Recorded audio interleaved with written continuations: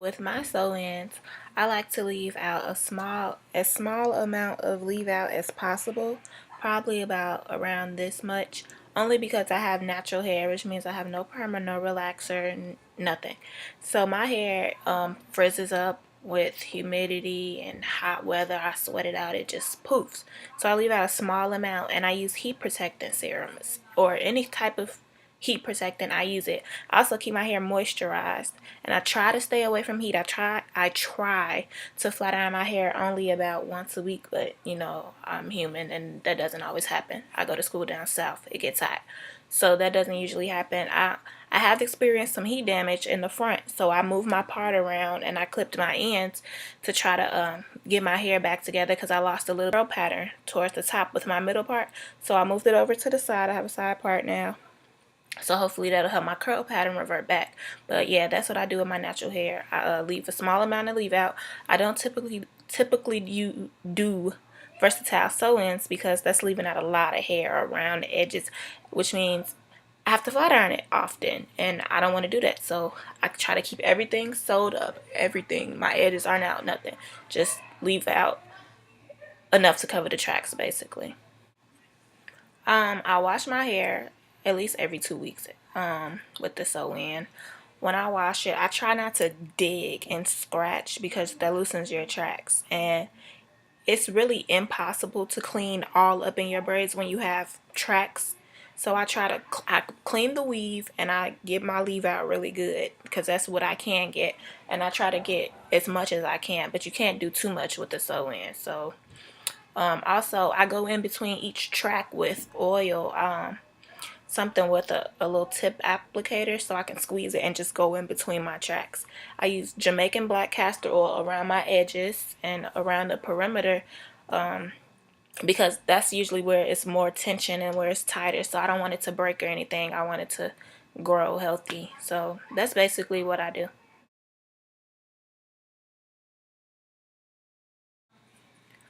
What kind of hair do I have? Well, most people know that I'm a hair distributor for embellishedbyparis.com. Embellish. Yes. If you're in ATL, Brana Bros show, had to show you the flyer. But yeah, so I wear all embellished hair. Any video you see me in, I have it embellished. This is embellished curly Q. So this is the curliest hair we have, and it gets bone straight. So not just because I work for it, but I recommend it because the prices are not extreme. They're not cheap, but they're not, too much. And it's quality hair. You're making an investment. This is an investment. Good hair is an investment. I don't wear pack hair. I'm not gonna lie, I used to, of course, everyone used to wear pack hair, but these days pack hair is more expensive than virgin hair. And I feel like, why? Well, this is processed hair. Why is it more expensive than hair that came off someone's head? So I feel like you're getting cheated if you use pack hair.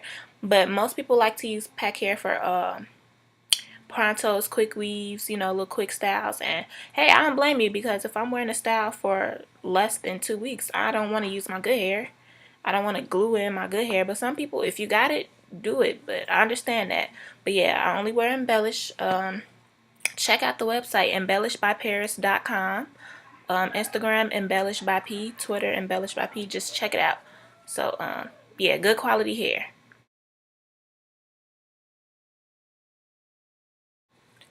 No, I'm not a professional. I'm not licensed. I basically taught myself how to do hair when I was younger, like sixth grade. Me and my friends used to always do our hair, fake ponytails, gelling them up and putting a weave track around, just anything. I learned how to do sew-ins probably my freshman year in high school.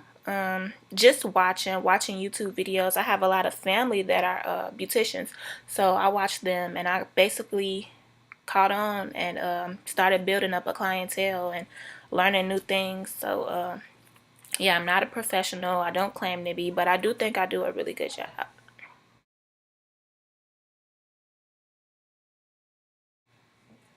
Okay, so why do I wear weaves? Well, I'll probably tell you why I went natural first. Um, in kindergarten, well, all my life I had long hair, and I know every black girl got that story. They had a part and their hair fell out. That really happened for me. My hair was as long as this weave. I have pictures and I got a perm. But the problem wasn't the perm. I didn't have enough perm. My mom thought I could use kitty perm this little. No, I had a lot of hair. I needed way more than that. So when we got done with the perm, it probably stopped right here. I needed some more, and it's like everything else just broke off. So that's what happened in like kindergarten. So I've been getting perms ever since. In my freshman year in high school, I decided I seen so many people going natural and their hair growing healthy. I wanted that, so I asked my mom to cut off all my. Well, I started transitioning, and then when I got to a comfortable stage, I asked my mom to cut off all the perm, and then I started to get sew-ins because I was embarrassed. My hair was like this short. You know, in high school, people make fun of you, so I started wearing sew-ins just to grow my hair back. And then I got addicted to weave. I love weave. And weave helps my natural hair grow. I do wear my natural hair out, but my weave is a protective style, so I love my weave. But yeah, that's why I went natural, because my hair was breaking and it was thin. I have really thick hair. My hair was thinning out, and the perms were just, I guess, too harsh on my hair. So that's why I went natural, and that's why I wear weave, because I went natural and I just learned to love and grow weave. So at nighttime, how do I take care of my weave? A lot of people wrap their weave like they would their hair. Well, when your hair is long, I have like 22 inches and 3 bundles, so wrapping my hair is pretty impossible unless I want to use a lot of clips and bobby pins and stuff. So, and those leave dents. So, honestly, what I do, I make sure I tie down my leave out. So, I might just tie a scarf around this part so this can lay down to keep me from having to flat iron it again the next day. And I make sure I oil up my edges every night. I do that. And then I might just put it in a ponytail and put a bonnet on. The bonnet, a silk bonnet. The bonnet keeps your hair from drying out.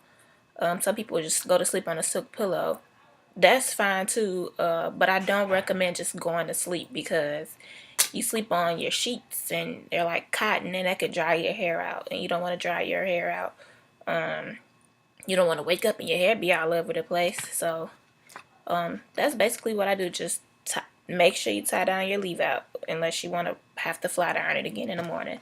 And just sometimes a rubber band or a scrunchie might leave a dent on your hair, so don't tie it too tight, just enough to put it all together. That's it.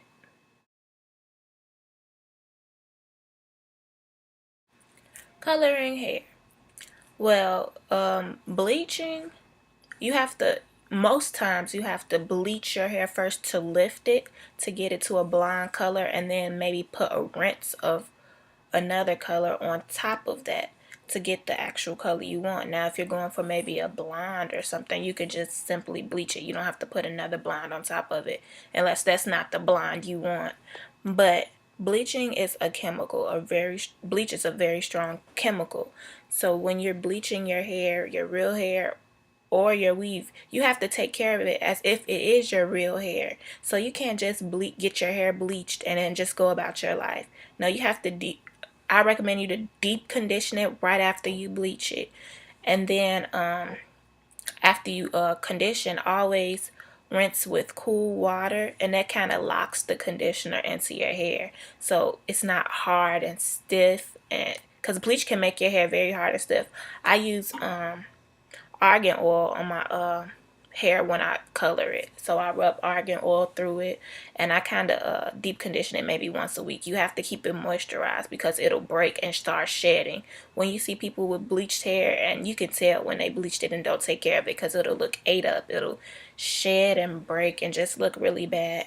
So if you're gonna get color in your hair, please take care of it, or it'll be a waste of money. You paid all this money for your hair, got it bleached, and now it looks awful. So take care of it. Those are all the questions I could think of that you all could have. Any other questions, feel free to comment. Please subscribe. But yeah, feel free to ask any questions. I'll happily make a video or comment with the answer. Thanks for watching. Bye.